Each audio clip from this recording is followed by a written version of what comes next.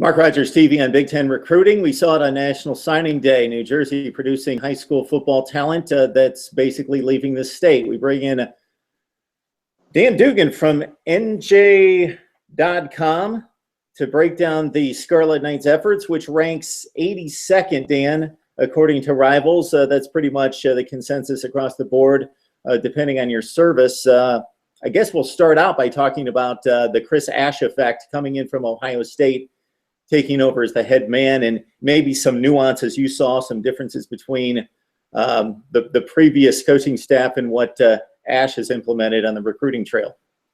Yeah, I don't think you'd want to sum up the effect as, he landed the 82nd ranked class, because obviously that doesn't reflect very well.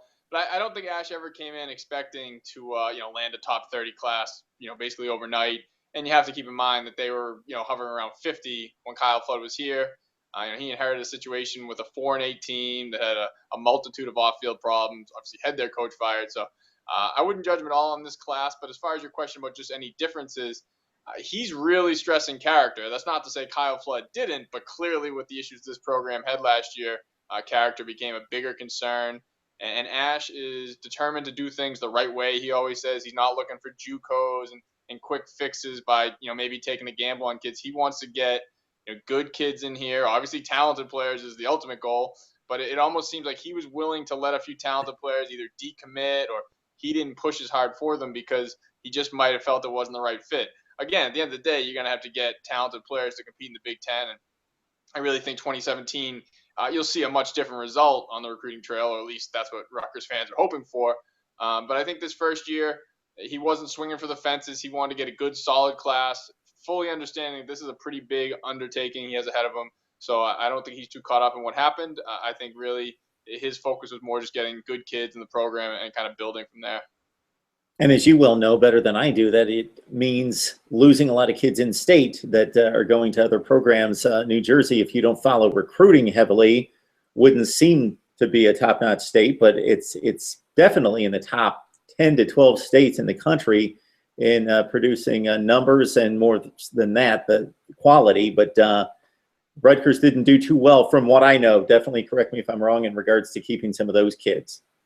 Yeah, obviously the top half of the Jersey top 10 is basically going to be residing in Michigan next year.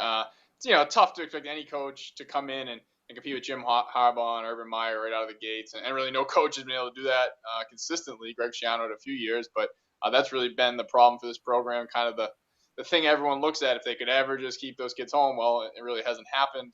I will say Ash seemed to make a concerted effort to get Jersey guys. He certainly didn't get the Rashawn Garys and Kareem Walkers, but I think he signed 8 recruits, that he recruited, and 6 of them from New Jersey. So clearly there was a focus on, I'm going to get Jersey kids, build some inroads. Maybe you take a 2-star kid and it helps you get a 4-star kid next year. Obviously, you take each kid on his merit, but there is a lot of relationship building that goes into the process. So again, he certainly didn't come close on any of the the top Jersey kids, like I said, that are going to other places in the Big Ten. But he did make a focus to recruit Jersey. And he said right out of the gates, the reason why this job attracted to him is what you were referring to. There's a lot of talent here. He didn't want the Syracuse job, and there's not a lot of talent there. The attractive thing about the Rutgers job compared to other schools that are, maybe on the same footing is the local talent. If you can ever keep it home, it's a job that could really skyrocket. Of course, easier said than done. Dan Duggan breaking down Rutgers recruiting with us from NJ.com. Dan, so who are the prime players from this particular class? I think the biggest one is actually a guy that Ash landed. The quarterback, obviously, is always going to be the prime position. And they went out and got a kid, Tylin Oden, who was like a soft commit to Louisville for a while. Had some big-time interest. Ohio State was interested in him. Obviously, they got Dwayne Haskins, so that worked out. But that's kind of how he got on the radar, because obviously Ash, being the defensive coordinator there last year, and I got in touch with the staff there when they were kind of scrambling last minute because they lost Anthony Russo, who flipped to Temple.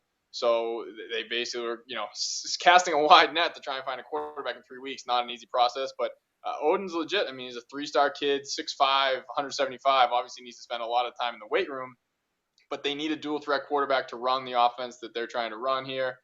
So he seems to be, an answer down the road for that, which was nice to get in such a short period of time. There were some good recruits that Kyle Flood that stayed over from the Kyle Flood era. Running back Trey Sneed, who's already enrolled, stands out as one of those guys. I mean, they're pretty stocked at running back, which is kind of a luxury that maybe they can bring him along slowly, maybe even ideally redshirt him. But he's a guy who had some Power 5 offers, who has a chance that if the depth chart was a different way, could probably step right in. He really went after the linebacker position because they lost all 3 starters. Hard to say right now who's going to emerge from that group. I mean, they're all kind of coming in on equal footing. But again, you always kind of give the advantage to early enrollees, and 3 of the linebackers enrolled early. So those are another guys that I would look at that could, make an immediate impact. Is there anybody else that maybe didn't get a whole lot of pub, maybe down the list if you go through the star ratings that, again, maybe people aren't getting excited about right now, but based on what you've heard, scouting reports, maybe some tape that you've seen that could make an impact unexpectedly? Yeah, a guy I know that they're excited about is Tyreek Williams. He was a South Jersey kid, so that's an area where Rutgers really wants to recruit anyways, and they really haven't had success in South Jersey. He's a defensive end linebacker type guy, kind of a late bloomer, very athletic, explosive player that I think getting him late, he might have been a 3-star recruit, but he was under recruited, under the radar. He's a guy who maybe has the potential to really grow into a difference maker. A lot of the offensive linemen were really under-recruited guys, 2 stars, but, there's always a backstory where maybe a kid, I know one of them gained 60 pounds between his junior and senior year, so obviously, when you're a 240-pound guard, you're not going to get anybody's attention. All of a sudden, you're a 280-pound guard, 300-pound guard. But, then a school like Rutgers can swoop in late because your other options were, an FCS school. So there's certainly plenty of candidates for diamonds in the rough, but I would say the guy who stands out the most is probably Tyreek Williams.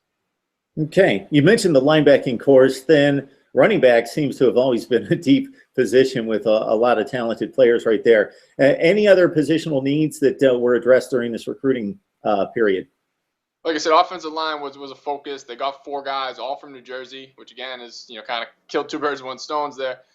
Nobody who's going to come in and push for playing time right away. They don't need that necessarily, but they do have a lot of upperclassmen on the offensive line. So within the next 2 to 3 years, they're going to have to remake that. So these kids, are going to factor into that. And obviously you need 1 or 2 of them to step up at least. Nick Krimin is probably the most solid one. He's a big kid who has a chance to step right in, maybe as a redshirt freshman, redshirt sophomore down the road. As far as other positions, I mean, wide receiver was kind of a need that they didn't really fill, and that's probably one of the more disappointing spots because it is a position where kids could have seen an opportunity to come in and, if maybe play as a freshman, and yet they only landed 2 or 3 receivers, and they had a couple decommits, which was a bit surprising, again, when you're talking about guys who had a chance to maybe come in and play right away. So I think we could agree that Rutgers benefits from playing in the Big Ten on the recruiting trail, but also now the rest of the Big Ten has been awakened, possibly maybe some schools, to the talent in New Jersey. So the footprint overlaps, and it's a double-edged sword in regards to that. What do you think, Dan? Yeah, I mean, that's the phrase I'd use, double-edged sword. I think when they were talking about joining the Big Ten, maybe Rutgers fans looked strictly at the positive. Hey, we're joining the Big Ten. This is going to be great for us, for recruiting. But yeah, there is a flip side that, well, hey, now Ohio State and Michigan, who obviously they were coming here anyways, but now maybe it's a little more to dangle that, hey, you get to play at Rutgers, twice in your career, or, hey, you're going to be playing in the same conference as Rutgers. I don't think it's a game changer for Michigan. Again, if they want to Rashawn Gary, it doesn't matter if Rutgers in the Big Ten or not. They were going to go after him, and they were going to be one of the favorites to land him. But it certainly doesn't hurt. And like you said, it just opened the door a little wider. Although Jersey's always been pretty fertile grounds for some of these Big Ten schools and some of these schools that recruit nationally. Dan Duggan from NJ.com helping us break down Rutgers National Signing Day. Dan, it's always a pleasure to have you on. Yeah, thanks for having me.